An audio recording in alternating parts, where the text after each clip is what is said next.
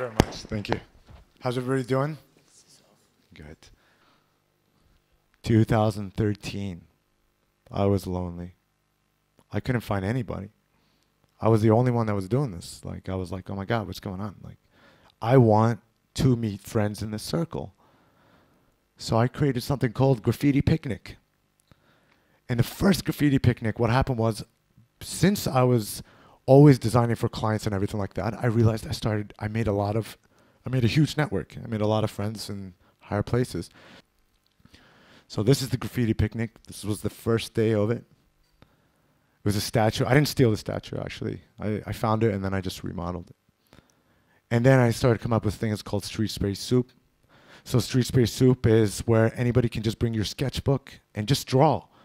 And I get to meet you, and you get to meet me. And then what happens, I grab you guys together, and then I'll take you with an artist that is amazing, and I'll put it with a guy who's an amateur. And then what happens is a circle that builds. So the first time it happened, you started meeting new people, which is amazing. Because you already started meeting amazing people through Graffiti Picnic, you know? And then that's when we started like communicating with each other. And then there was little ones. I was like, don't forget the little kids. You know, let's do events for the kids, which was actually awesome. So I started working with the kids and everything to create something called Little Ones, which was also in Shwech. And the people that joined were amazing. We're beyond, and the outcome was awesome. This is from Street Spray Soup. Let's get to this wall. Now remember the first wall I showed you guys? I cannot show her face without her permission. I don't want to get that phone call again. It was terrifying. So what happened was, she calls me up, and the best part was, after meeting all these awesome artists from all the events, I call up these guys up, and I was like, guys, I don't want to do this wall by myself. The lady called me up. She's so sweet. She's like, I want you to redo the wall again. And I was like, thank you so much. So I gathered my bestest friends. I was like, guys, let's go do this. Let's go paint this wall. And the outcome was unbelievable. Until this day, it is the best looking, best standing wall in collaboration with awesome artists till this date. And then Spray Hunt. So I came up with this idea one day where I was like, let me do Spray Hunt. It was a documentary about me driving all the way from Kuwait to Jeddah. Amazing, right? It sucked so bad. It was so horrible. It was the worst and best idea ever because I had to experience it, which was actually awesome. But driving to Saudi, to Jeddah, there's nothing. It's 18 hours of like Mad Max. You know? You have people like random cars with 50 dogs in the back, but there's like one guy running after it. You see random, at nighttime I was crying, I was reading, I was like, every religion I was saying it to myself because I thought I was gonna die. And it was the worst, but the outcome was amazing because I got to meet street artists in Jeddah that day. And the cool thing about it was these guys waited till 2 a.m., okay, for us to show up just to say hello. And then I saw the kindness. I saw how amazing these guys were. It was so amazing. We had such an amazing time, and I felt like I inspired them and they inspired me that day. And I couldn't believe this existed in Saudi, you know? And these guys were wonderful. They were like, you came all the way from Kuwait, representing Kuwait. I was like, of course, dude. We're brothers. Until this day, we communicate. Spraybox. There's an untouched part of Kuwait that nobody knows about. I want to focus on these people. I want to focus on these collaborations. So I sat down with my awesome group of writers and artists, and we started brainstorming together. How we're going to build the walls, how we're going to do this, how we're going to do that. We started collaborating, and we built this place together. And the craziest part was, again, this was a family that was created, which was actually amazing. And we still communicate till this day about everything, about life, about artwork. And the best part is our backgrounds are 100% completely different. But when we're on that playing field, we're all one. This was the day I created an illegal event. Man, I got to work with my numbers sometimes. Sometimes I always say like, yo, I think 50 people are going to show up, right? I got to start saying 5,000 people are going to show up. We need a license for this event, okay? So this was crazy. So we decided to do a b-boy event inside Spraybox for the opening. So again, we expected like around 200, 300 people, right? We didn't expect 2,000 plus people to show up to this event. We didn't expect Kuwait and Arai to show up. Man, I was all like, no, please don't document this. It's kind of illegal. I don't get the registration for this thing. Man. But they didn't care. They were all like, yo, there's people dancing. Red Bull came on board. They started putting out tables, giving out drinks. They gave us the flooring. Other sponsors came. I was like, oh my God, that is insane, okay? The hype was insane. The whole place was shaking up and down. And then that crazy thing is you look up and you see every building balcony has no less than 3 to 4 people on it watching you. This is where I was about to have a heart attack because now I was like, I'm going to get deported. No, man, this is.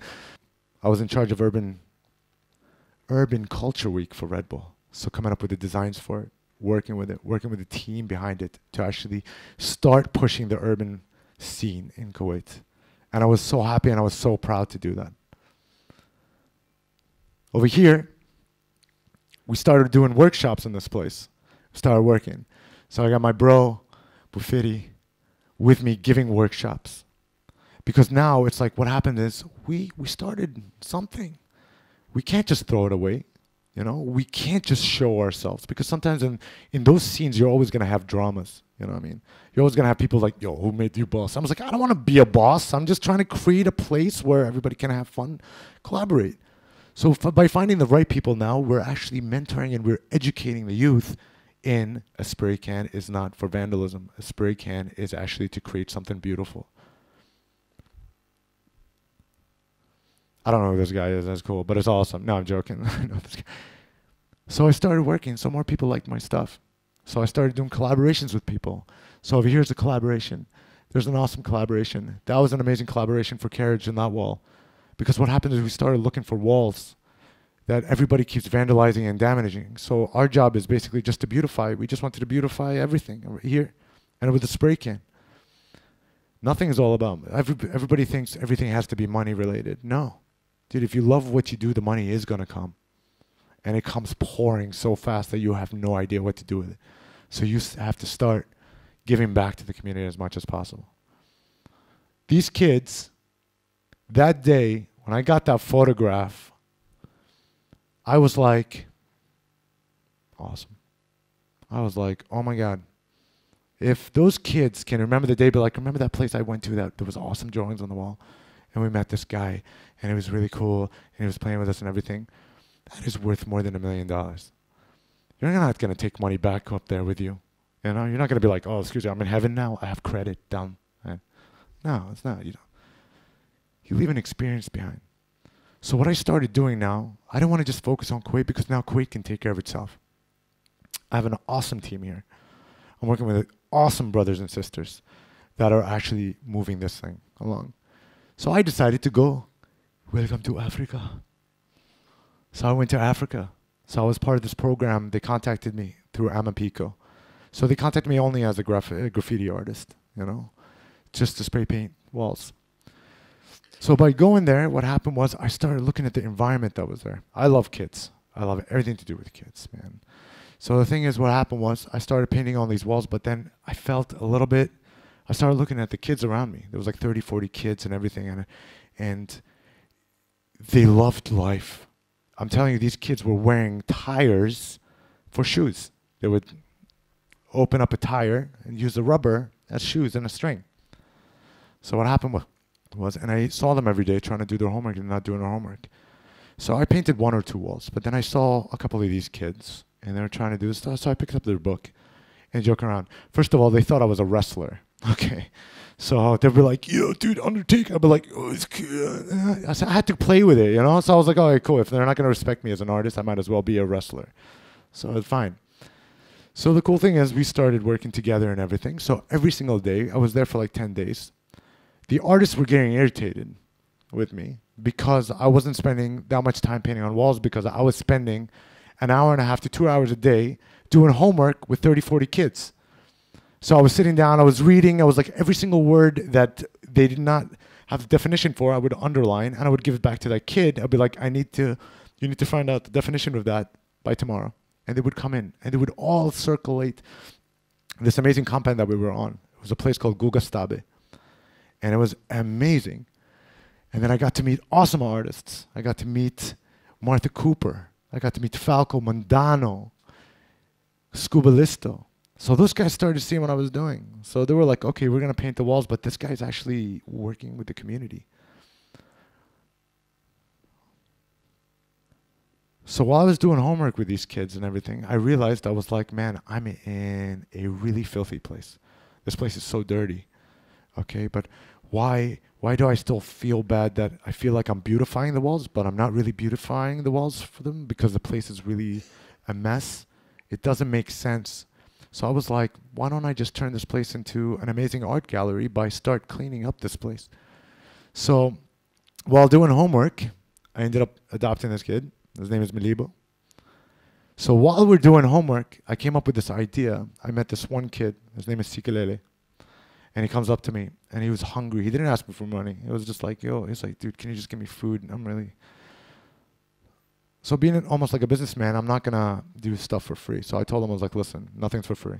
I'm going to give you 200 rand. I told him, I was like, do you know what trust is? He's like, yeah. I was like, give me a broomstick, and I want all the change back. So I was like, okay. 25 minutes, he came back with a broomstick and everything. I was like, now I want you to be my translator. Let's go walk. We walked around the neighborhood.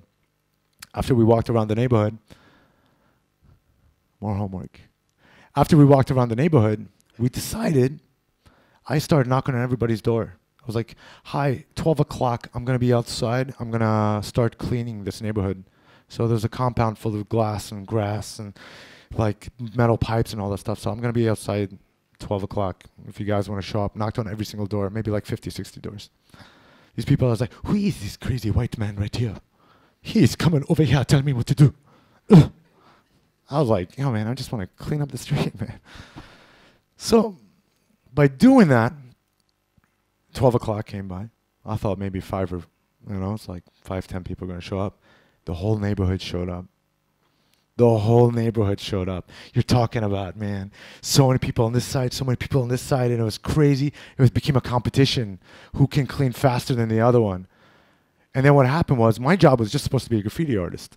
Okay. So what happened was, the main guy for Amapico, Ian, calls me up. He's like, yo, what did you do? And I was like, man, I don't know, man. I think I got it from my mom's skills, dude. I just want to clean everything. I was like, move the table, move the beds, you know? And I did. And what happened was the graffiti artist started to be like, yo, man, let's start cleaning this place up. Okay, cool. Because now what happens is now you are creating a piece of art, but it's surrounded by trash. And these kids are going to look at that. And then it's not a good example. So what happened now is they started beautifying the areas to present their artwork. Then I started communicating with the neighborhood. I started going into restaurants. I'd be like, yo, what's up? I can make chicken wings better than you. Okay. So the guy would be like, what? No, crazy. So we started battling in a restaurant. I started cooking in that guy's restaurant. So I was helping him. So they're like, who is this crazy white boy? Who is he? I'm not white. I'm cinnamon.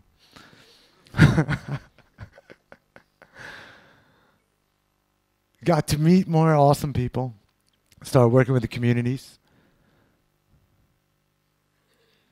These are awesome kids that I work with. I actually go visit them once a year. This is the other girl, Angela. She is my sweetheart. So I make sure that every year I'm there just to show my face and tell them that I love them and I'm here to support them. And it makes a huge difference. And you see all these girls? All straight A students. All straight A students. Because somebody was there just to tell them, hey, you're doing a good job.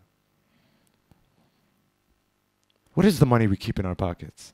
It's nothing. It's nothing. Why? I just want to go buy a PlayStation game? No. Better someone's life so they can better the world. Creating more art. People started giving us more walls, be like, come please beautify the place. I'm like, yo, dude, I'm not Tenzifko, dude, chill. You know, I'm here to clean the place. You work with me. So these guys started cleaning up their places too. And people started giving us places, more places to create stuff for kids because they're our future. And we loved it. We loved what we were doing. We were working 16, 20 hours a day, building skate parks for these kids. We're painting on the walls. But at the end of the day, they were smiling. And that smile is worth 100 times more than $1 million. Then I went to India. So I had a driver at my company. I don't call him a driver, I call him a logistics manager because I feel it's like driver is a little degrading. So what happened was his mom, I love his mom. His mom contacted me. She was like, I want him to come to India to visit in Chennai and Kurdu. So I went. And again, I saw a big plot of land with all these kids running around in it, all trash. So I decided, I was like, yo, this is a gift for mama. I'm going to paint this wall for her. So I told them, I was like, yo, grab the kids. So I saw the kids and all the stuff they're running around. I was like, yo, lazy ass, come here. I was like, you guys are going to be working today, dude. Nobody, you know? So they were like, okay, let's do it. Let's work. And they were excited. So we cleaned up the place. I told my friend Mola, I was like, Mola, go get a bulldozer. I'll pay for it, man. Let's clean up this mess and everything. Man, you know what the best part after we finished? We finished that wall around like 11 o'clock at nighttime. We used the crappiest spray cans, all that stuff. But at the end of the day, there was like over 50 kids there working with me. Everything. I even made mama spray paint on the wall. She was like, no, I don't want to do it. No, I don't. I was like, mama, come on, let's go. And she's like, okay, yeah, we'll go. She didn't stop. I had to correct her mistakes. I was like, oh, no, I don't think that was a good idea. It's like, I want to go home, you know? And it was amazing. And the ministry saw it. And the ministry loved it. The ministry was like, oh, my God, let's work on a project for 2020 to beautify this place. And it was crazy being in an Indian newspaper. Like, I was all like, yo, mama, I made it to Bollywood. And she was like, that's not Bollywood. Chill. And this is the wall. Sorry, it's pixelized. But it was actually amazing. The experience behind it, that was really cool. And one of the most amazing things was 11 o'clock at nighttime, we're sitting on the roof of her house. And we're eating chicken pokara. You gotta try it. Oh my God, it's so fat name, but it's delicious. But the thing is, like, where people from all different neighborhoods started coming and just looking at this wall. And that experience was unbelievable. It was so awesome, man. It was amazing. We just waved to them, you know. And the thing is, I don't want to tell them that I did it. I don't. It's not my thing. This is between me and the big guy up there, you know. To me, it's like, yo, no, the kids did it. I don't know how to draw. I was like, I'm an amputee. I don't know. I was just come up with stuff. And then Namibia. The last trip I went to was Namibia. So I did a documentary over there with Red Bull actually took me there, and Gondwana Lodges, and 3 other companies that were amazing. And my job was just to put smiles on people's faces. Because life is all about stories. Stories is what makes us live. So by going there, by dancing, by learning their culture, by figuring them out, working with the kids, I created a family in every single country I went to. And this is my story. So basically, I always believe for you to get bigger and stronger, you always need to carry people, not bury them. And thank you very much. My name is Mohammad Abuhakmeh. I hope you had fun. Thank you.